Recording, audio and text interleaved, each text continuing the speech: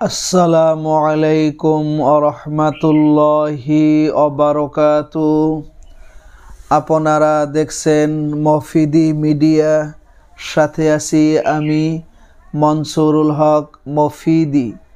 আজ আমরা সরাসরি পবিত্র কোরআন হাদিস রিসার্চ করে গবেষণা করে একটি অত্যন্ত গুরুত্বপূর্ণ বিষয় শিখব এবং জানব।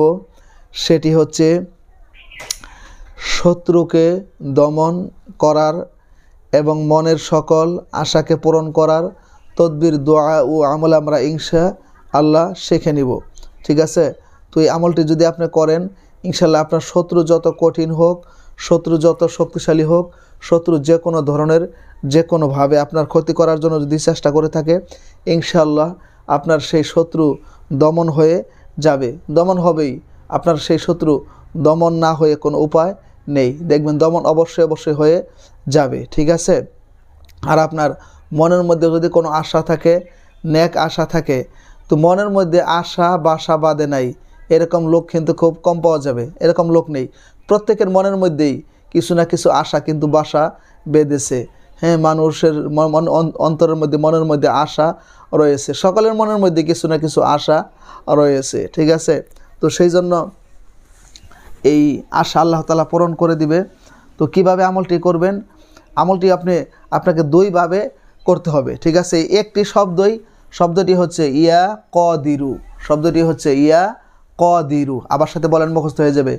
ইয়া কদিরু, ইয়া কদিরু, ইয়া কদিরু। হ্যাঁ, ইয়া কদিরু, এই একটি শব্দের দ্বারা আপনাকে আমলটি করতে হবে দুইভাবে। কীভাবে করবেন আমলটি এখন আপনাদেরকে আমি সুন্দর করে শিখিয়ে দিচ্ছি। সেটি হচ্ছে শত্রুকে পরাজিত করার জন্য, শত্রুকে ধ্বংস করার জন্য আপনি যদি আমলটি করেন, তাহলে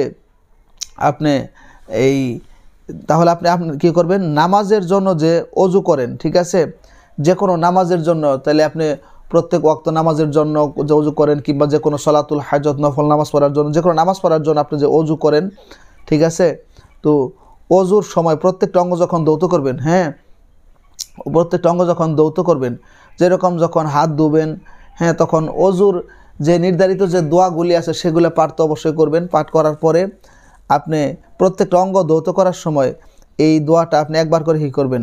পাঠ করবেন। ঠিক আছে? ইয়া কদিরু। আবার আরেক অঙ্গ মুখ ধুইলেন, মুখ ধোয়ার পরে আপনি একবার করে পাঠ করবেন ইয়া কদিরু। আবার হাত কোণে পর্যন্ত দেওয়ার পরে একবার বললেন ইয়া কদিরু। মাথা মাসেও করার পর একবার বললেন ইয়া কদিরু। আপনি পাও দেওয়ার পরে একবার বললেন ইয়া কদিরু।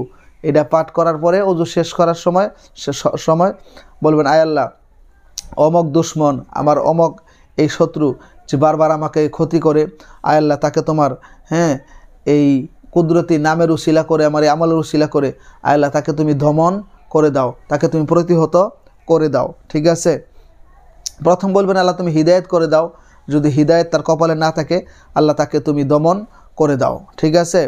তো এই আমলটি আপনি কয়েকদিন যদি করেন, ইনশাআল্লাহ দেখবেন শত্রু আপনার দমন হয়ে যাবে। আর যদি শত্রু আপনার চেনা থাকে, জানা থাকে, তাহলে তার নাম উল্লেখ করবেন। আর যদি চেনা জানা না থাকে, তাহলে বলবেন আমার এই ক্ষতি আমার যে শত্রু করে, আয় আল্লাহ, তার ক্ষতি থেকে তুমি আমাকে হেফাজত করো, আয় আল্লাহ, তাকে তুমি দমন করে দাও। প্রথমে বলবেন তাকে তুমি আল্লাহ হিদায়েত করে দাও। যদি হিদায়েত তার কপালে না থাকে, তাহলে তাকে তুমি নিজের হাতে, কুদরতের হাতে তাকে তুমি দমন করে দাও। ঠিক আছে? এইটি হচ্ছে শত্রু দমনের জন্য। আর মনের আশা পূরণের জন্য আমলটি কীভাবে করবেন? হ্যাঁ, আপনি অজু করে 2 রাকাত নফল নামাজ পড়বেন। ঠিক আছে? সলাতুল হাজত হোক বা যে কোনো নফল নামাজ হোক, হ্যাঁ, 2 রাকাত নফল নামাজ পড়ার পরে সেখানে বসে কোনো কথা না বলে 3 বার দরুদ শরীফ পাঠ করে আপনি 100 বার করে এই শব্দটি পড়বেন, ইয়া কদিরু, ইয়া কদিরু, ইয়া কদিরু। হ্যাঁ, ইয়া কদিরু এই শব্দটি কে না বলতে পারবে? সবাই বলতে পারবে। ইয়া কদিরু সবাই বলতে পারবে। তো ইয়া কদিরু এই শব্দটি 100 বার করে পাঠ করবেন ইনশাল্লাহ। 100 বার করে পাঠ করার পরে শেষে 3 বার দরুদ শরীফ পাঠ করে আপনার মনের মধ্যে যে আশা বাসা বেঁধেছে, আপনার মনের মধ্যে যে আশা লুকায়িত রয়েছে, যে আশা, যে স্বপ্ন আপনি বারবার দেখতেছেন, ঠিক আছে, তো এই স্বপ্ন সেই আশাকে আল্লাহ তাআলা যাতে তার কুদরতি জিম্মায় যাতে আল্লাহ তাআলা পূর্ণ করে দেয়, আল্লাহ তাআলা যাতে তার কুদরতি জিম্মায় আল্লাহ তাআলা সেই আশাকে যাতে পূর্ণ করে দেয়, ঠিক আছে। তো এই আমলটি আপনারা করবেন ইনশাআল্লাহ। এবং যে কোনো সমস্যায়, যে কোনো প্রয়োজনে এই মফিদি মিডিয়ার প্রত্যেকটা ভিডিওতে সরাসরি আমার ফোন নাম্বার দেওয়া আছে, মোবাইল নাম্বার দেওয়া আছে। চাইলে আপনি ভাই হিসাবে এবং বন্ধু হিসাবে অথবা আপনার যে কোনো আপনজন হিসাবে আপনি আপনার মনের কথাটা আমাকে জানাতে পারেন। হ্যাঁ, তো সেই প্রত্যাশা আজকের মতো এখানে বিদায় নিচ্ছি।